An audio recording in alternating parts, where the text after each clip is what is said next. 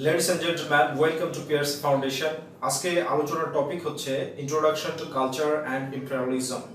এই এসেটার একটা গুরুত্বপূর্ণ কোশ্চেন নিয়ে আলোচনা করব। আর এই কোশ্চেনটা হচ্ছে how does Edward Said show culture as the instrument of imperialism. অর্থাৎ এখানে বিষয়টা দেখো যে কালচার কিভাবে ইম্পেরিয়ালিজমের ইনস্ট্রুমেন্ট বা হাতিয়ার হিসাবে কাজ করেছে। This is a very subtle, very critical conception. খুবই একটা সূক্ষ্ম বিশ্লেষণ, এত বেশি সূক্ষ্ম বিশ্লেষণ আসলে এডওয়ার্ড সেডের আগে আমার জানা মতে ইংলিশ লিটারেচারে কেউ করেনি। যে কালচার আসলে ইম্পেরিয়ালিজমের যে একটা বৃহত্তম হাতিয়ার, বা এই কালচারকে ভিত্তি করে ইম্পেরিয়ালিস্টরা কি করেছে, আনকোয়েশ্চেনেবল মানে প্রশ্নতীত ভাবে এই সারা পৃথিবীকে প্রায় 200 বছর ইন্টারন্যাশনাল কমিউনিটিকে এটা বুঝিয়েছে যে তারা দোষ মুক্ত, পাপ মুক্ত, কলঙ্ক মুক্ত, এইভাবে 200 বছর শাসন করেছে। তো গাইস, এই নোটটা কালেক্ট করার জন্য তোমরা আমাদেরকে কল করতে পারো, এবং এই লেকচারের নোটটা ছাড়া আর কি কি নোট লাগবে তোমার সেটার জন্য কল করতে পারো। অ্যান্ড ওয়ান থিং মোর, সেটা হলো যাদের ইংলিশ ট্রান্সলেটিং পাওয়ার ভালো আছে তারা যদি এই লেকচারটা সুন্দরভাবে গুছিয়ে ট্রান্সলেট করে দাও তাহলে কিন্তু সুন্দর তোমরা মার্কস পাবে, 7 মার্কস ইনশাআল্লাহ পাবে, কোনো সমস্যা নেই, গ্রামাটিক্যাল যদি মিস্টেক না হয়, ঠিক আছে। তো এখানে সর্বপ্রথম আমরা এডওয়ার্ড সেড এর পূর্ণ রূপটা জেনে নিই। এডওয়ার্ড ডব্লিউ সেড, অর্থাৎ W means Wadie, Edward Wadie Said, এই যে এই পূর্ণ রূপের। তো ইনি একজন 20th সেঞ্চুরির একজন প্রফেসর, ফিলোসোফার, ক্রিটিক, একজন বিখ্যাত ব্যক্তি। আর এডওয়ার্ড সেড একজন এর মাদার টাং ছিল হচ্ছে অ্যারাবিক, কারণ ইনি হচ্ছে মিডল ইস্টের প্যালেস্টাইনে জন্মগ্রহণ করেন এবং বড় হয়ে ওঠেন 13 বছর বয়স থেকে যুবক বয়স, এবং শৈশবের কিছু অংশ তিনি কায়রোতে, মিশরের কায়রোতে অতিবাহিত করেন। তারপর সেখান থেকে তাকে ইউনাইটেড স্টেটস অফ আমেরিকাতে পড়াশোনা করতে পাঠানো হয়, এবং পরবর্তীতে তার পিতামাতা দ্যাট মিন্স সপরিবারে ইউনাইটেড স্টেটস অফ আমেরিকাতে কিন্তু চলে আসে। এডওয়ার্ড সেড আসলে এই introduction to culture and imperialism, এই এসেটা একটা কালেক্টেড এসেস। কিভাবে কালেক্টেড এসেস সেটা দেখো, যে 1985-86 সালে তিনি কানাডা এবং ইউনাইটেড স্টেটস অফ আমেরিকার বিভিন্ন ইউনিভার্সিটিতে কালচার এবং ইম্পেরিয়ালিজম নিয়ে সিরিজ ওয়াইজ বক্তব্য দিচ্ছিলেন। আর এই বক্তব্যগুলোকেই 1993-তে একটা কালেকশন অফ এসেস হিসাবে প্রকাশ করা হয়। আর এই বইটা আসলে এখানে ইন্ট্রোডাকশনে যেটা বলেছে সেটা হচ্ছে যে এই বইটা তিনি মূলত এই বই নিয়ে কাজ শুরু করেন 1983 সাল থেকে। এই বিষয়টা আমরা কোথা থেকে পাই? কারণ তিনি 1978 সালে 1978-এ গাইস একটা বই লিখেছিল, সেটা হচ্ছে ওরিয়েন্টালিজম। এই ওরিয়েন্টালিজম বই প্রকাশের 5 বছর পর থেকে তিনি এটা নিয়ে এর ইনগ্রেডিয়েন্টস, এর এলিমেন্টস কালেক্ট নিয়ে কাজ করা শুরু করে দেয়, কালেকশন করতে শুরু করে দেয়। এবং এখানে গাইস একটা ব্যাপার হচ্ছে, ওরিয়েন্টালিজমেও কিন্তু তিনি ইম্পেরিয়ালিজম নিয়ে কথা বলেছেন, কালচার নিয়ে কথা বলেছেন। কিন্তু এডওয়ার্ড সেডের মানে দাবি হচ্ছে যে ওরিয়েন্টালিজমে কিন্তু সে কি করেছে, শুধু মধ্যপ্রাচ্যটাকে, মিডল ইস্ট কান্ট্রিজ গুলোকে শুধু তুলে ধরেছে। ওয়ার্ল্ড ওয়াইড যে ইম্পেরিয়ালিজমের যে একটা ব্যাপকতা, সেটা কিন্তু সেখানে সে দেখায়নি। But introduction to culture and ইম্পেরিয়ালিজমের মধ্যে তিনি ওয়ার্ল্ড ওয়াইড ইম্পেরিয়ালিজমটাকেই দেখিয়েছেন। তো গাইস, এডওয়ার্ড সেডের লাইফ ডিউরেশন হচ্ছে 1935 to 2003। এটা হচ্ছে এডওয়ার্ড সেডের লাইফ ডিউরেশন। এটার জন্য তোমরা একটা ইন্ট্রোডাকশন এইভাবে সৃষ্টি করতে পারো। Edward Said is one of the illustrious or well-known critics and philosopher of 20th century, and he has shown a very subtle and critical relationship between culture and imperialism in his international essay Introduction to Culture and Imperialism, published in 1993. এইভাবে একটা introduction তৈরি করতে পারো। এবার যদি তুমি ডেসক্রিপশনে চলে আসো, তাহলে ফার্স্ট অফ অল তোমাকে প্রথম পয়েন্ট যেটা ডিসকাস করতে হবে সেটা হচ্ছে fundamental concept on culture. Culture সম্পর্কে ফান্ডামেন্টাল কনসেপ্টটা কি? তো কালচার সম্পর্কে ফান্ডামেন্টাল কনসেপ্টটা ক্লিয়ার করার আগে তোমাদেরকে আমি ইম্পেরিয়ালিজম সম্পর্কে একটু ফান্ডামেন্টাল কনসেপশনটা ক্লিয়ার করে দিই। ইম্পেরিয়ালিজম বলতে আমরা কি বুঝি? ইম্পেরিয়ালিজম বলতে practice of power over the weaker nations by the powerful nations for the expansion of overseas territories. অর্থাৎ বাইরের দেশগুলো ল্যান্ড প্রপার্টিটাকে দখল করে সেটাকে শাসন করার জন্য যে প্রক্রিয়া, যে পদ্ধতি এই যে শক্তিশালী দেশ কর্তৃক, সেটাই হচ্ছে imperialism. এবার ফান্ডামেন্টাল কনসেপ্ট অন কালচারে যদি তুমি চলে আসো তাহলে যেটা দাঁড়াবে, according to Edward Said, culture is particularly two things, দুইটা বিষয় হচ্ছে কালচার। ফার্স্ট ওয়ান যেটা, সেটা হচ্ছে প্র্যাকটিসেস অফ আর্টস, এই practices of arts and aesthetic forms, এটা হচ্ছে ফার্স্ট কনসেপশন। তো প্র্যাকটিসেস অফ আর্টস বলতে আমরা কি বুঝি? প্র্যাকটিসেস অফ আর্টস বলতে আমরা বুঝি description, communication, representation, economy, politic, everything. আসলে কালচার বলতে আমরা যেমন বাঙালি কালচার বলতে বুঝি পয়লা বৈশাখ, শাড়ি পরা, পাঞ্জাবি পরা, এই ধরনের বিষয়। It's not like that. Culture একটা ব্যাপক একটা ব্যাপার, ঠিক আছে? আর এই ব্যাপক ব্যাপারটা কি? Everything related to the society is considered to be culture. তোমার একতা হচ্ছে তোমার কালচার, তোমার সেপারেশন হচ্ছে তোমার কালচার, তোমার সাবজার্ভিয়েন্স হচ্ছে তোমার কালচার, এই সবগুলো মিলে হচ্ছে কালচার। তাহলে ফার্স্ট কনসেপশন যেটা, সেটা হচ্ছে practices of arts and aesthetic forms.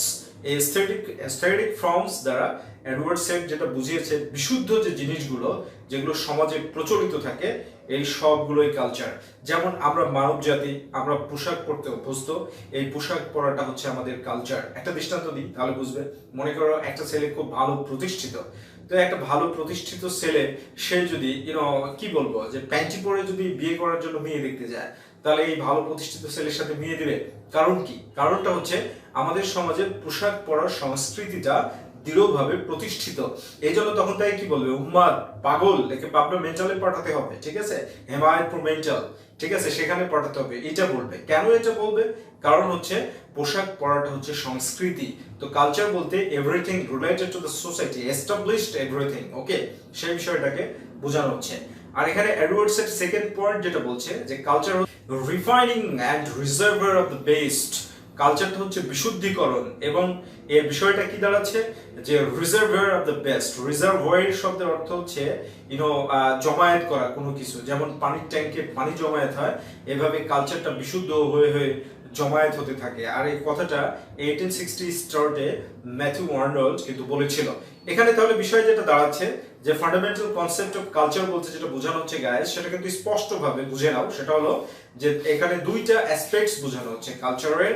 First aspect যেটা, সেটা হচ্ছে practices of arts and aesthetic forms, আর দ্বিতীয় অ্যাসপেক্ট যেটা, সেটা হচ্ছে refining and reservoir of the best.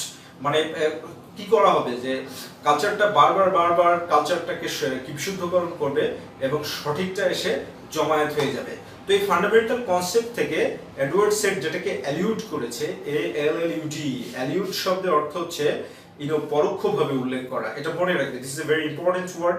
আর এই ওয়ার্ডটার মাধ্যমে কিন্তু তুমি এটা বলবে, তাহলে ভালোভাবে বোঝা যাবে যে এডওয়ার্ড সেড অ্যালিউডস, যে এডওয়ার্ড সেড পরোক্ষভাবে উল্লেখ করেছে কি, যে যারা ইম্পেরিয়ালিজমের খপ্পরে পড়েছিল, অর্থাৎ India, America, Africa, that means যত পৃথিবী, মানে যত দেশ ইম্পেরিয়ালিজম দ্বারা শোষিত হয়েছে, এরা কেউ এদের ফান্ডামেন্টাল কনসেপ্ট অফ কালচার এটাকে কি করতে পারেনি, খুব প্রিজার্ভ করতে পারেনি। দ্যাট ইজ ওয়াই ইম্পেরিয়ালিজম এটাকে হাতিয়ার বানিয়েছে, আর হাতিয়ার বানিয়ে আনকোশ্চেনেবল, আনডাউটেবলি তারা হচ্ছে এই পৃথিবীটাকে শাসন করেছে। ইন্টারন্যাশনাল কমিউনিটি এখনো ইম্পেরিয়ালিজম, সাম্রাজ্যবাদ বলতে অনেক কিছু খারাপ কনসেপশন নিয়ে আসে, কিন্তু কেউ কেস করতে পারে কি?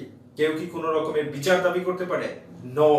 এই কথাটাই এডওয়ার্ড সেড বলতে চেয়েছে। কারণ মানুষ যদি 500 বছর আগেও যদি অপরাধ করে, আর সেই অপরাধের যদি চিহ্ন থাকে বা নিদর্শন থাকে, তাহলে তার এগেইনস্টে কিন্তু স্টেপ নেওয়া যেতে পারে গাইস। বাট এখানে দেখো, এখানে এডওয়ার্ড সেড যে বিষয়টা দেখিয়েছে, যে ইম্পেরিয়ালিজম এত হত্যাযজ্ঞ চালিয়েছে, এত মানুষকে শাসন করেছে, শোষণ করেছে, লুটতারাজগিরি করেছে, তারা হচ্ছে সম্পদ ছিনিয়ে নিয়ে চলে গিয়েছে, কিন্তু তাদের নামে কি আমরা কোনো কেস ফাইল করতে পারবো?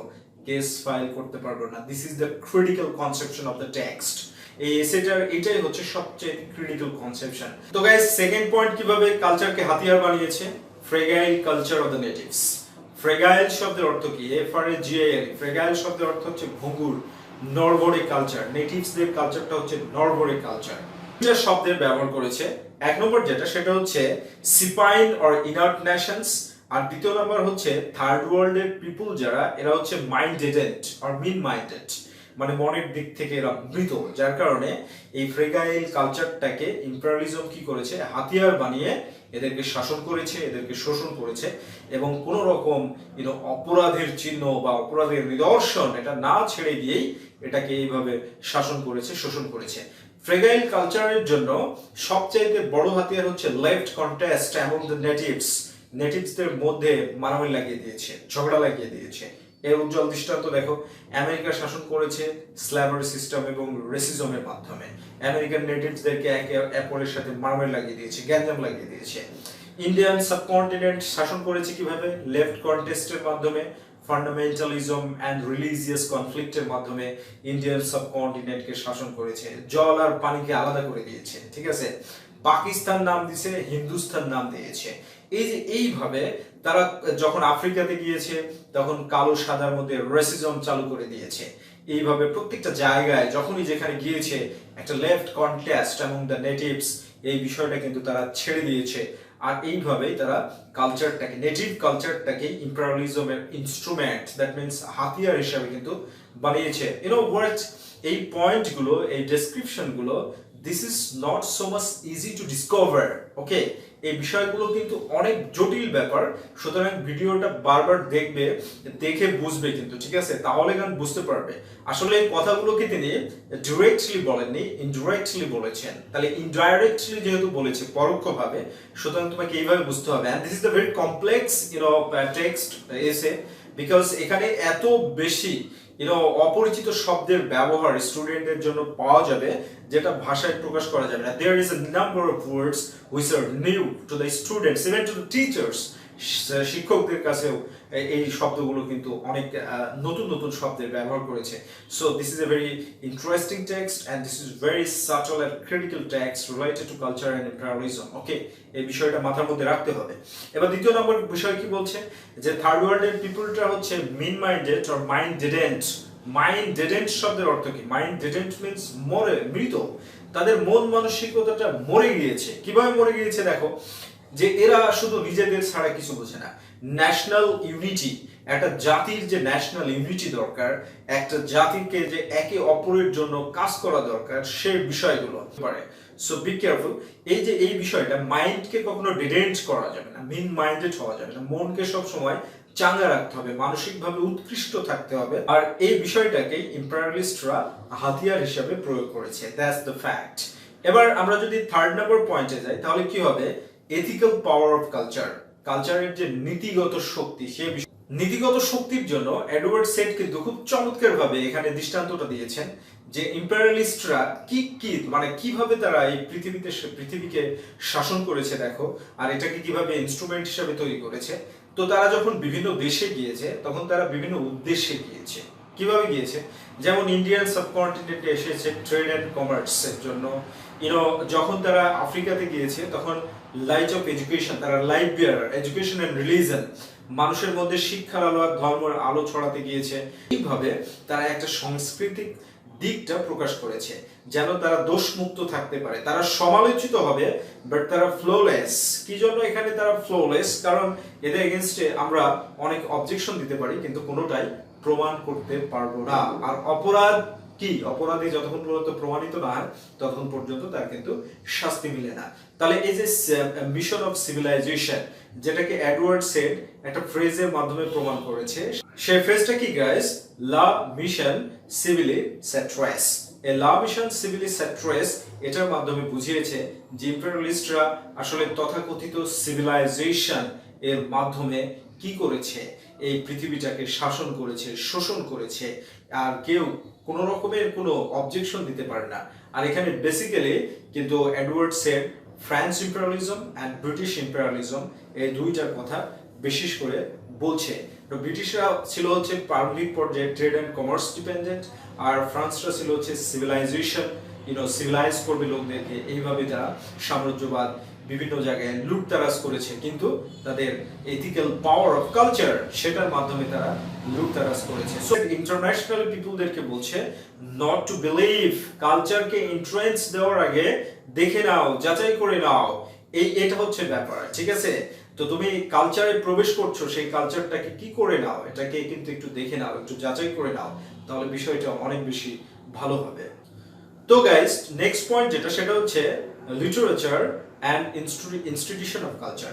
লিটারেচার অ্যান্ড ইনস্টিটিউশন অফ কালচারের জন্য সবচেয়ে বেশি অবদান হচ্ছে এডওয়ার্ড সেডের। কি জন্য? কারণ এডওয়ার্ড সেড যেভাবে ইংলিশ লিটারেচারকে পর্যালোচনা করেছেন, বিশ্লেষণ করেছেন ডিপলি, সেইভাবে আর কেউ করেনি। তিনি পোয়েট্রি, ফিলোসফি, ন্যারেশন মানে ফিকশন, নভেলটাকে যেভাবে অ্যানালাইসিস করেছেন, বেসিক্যালি তিনি নভেলের উপরে কথা বলেছেন, তিনি শেক্সপিয়ারের কথা বলেছেন, ডান্টের কথা বলেছেন, তিনি চার্লস ডিকেন্সের কথা বলেছেন, তিনি জোসেফ কনরেডের কথা বলেছেন, তিনি রাডিয়েট কাপলিং এর কথা বলেছেন, উইলিয়াম ম্যাকপিস্টেকারের কথা বলেছেন, কার্লিলের কথা বলেছেন, দ্যাট মিনস নভেলিস্টদের কথা বলেছেন, এবং বলেছেন এটা যে আমি মনে করি এই নভেলিস্টদেরকে যারা বিশ্লেষণ করবে তারা দেখবে যারা ইম্পেরিয়ালিজমের অ্যাডভোকেট, সব সময়ের জন্য এরা ইম্পেরিয়ালিজমের অ্যাডভোকেট। এই বিষয়টা কি আমরা জানি, সাহিত্য হচ্ছে মিরর অফ দ্য সোসাইটি, সমাজের দর্পণ। আর এই লিটারেচারটাকে আসলে কি হিসাবে মানুষ গ্রহণ করে, সেটা হচ্ছে নোয়িং আর লার্নিং। কি হিসাবে গ্রহণ করা হয়? যে best method of learning culture, এটা হিসাবে অ্যাকসেপ্ট করা হয়। আর এটার এই বেস্ট মেথড অফ লার্নিং কালচারের জন্য প্লিজারেবলি অ্যান্ড লুক্রেটিভলি লিটারেচারকে পড়া হয়, আনন্দের সাথে, এবং মনে হয় যে আমি লাভবান হয়েছি এর সাথে পড়া হয়। কিন্তু তুমি দেখবে যে এখানে মূল বিষয় যেটা, এরা কিন্তু অ্যাডভোকেসি করেছে, আর এর জন্য তিনি রেফারেন্সও দিয়েছেন। নভেলসের মাধ্যমে কি করেছে, এই ব্রিটিশ নভেলিস্টরা ইম্পেরিয়ালিজমকে ফ্লোলেস বানিয়েছে। আর এর জন্য এডওয়ার্ড সেড বেসিক্যালি 3-4টা নভেলকে বেশি রেফার করেছেন। একটা হচ্ছে প্রোটোটিপিক্যাল নভেল রবিনসন ক্রুশো। এরপরে তিনি মেনশন করেছেন গ্রেট এক্সপেকটেশনস, আর এই গ্রেট এক্সপেকটেশনস এর মাধ্যমে তিনি দেখিয়েছেন যে ব্রিটিশ কালচারটা কিভাবে প্র্যাকটিস হয়েছে। যে অস্ট্রেলিয়াতে তারা পেনাল কলোনি প্রতিষ্ঠিত করেছিল, পেনাল কলোনি, এটাকে রিহ্যাবিটেশন সেন্টার বানিয়েছিল কাদের জন্য? যারা হচ্ছে সন্ত্রাসী, তাদের জন্য।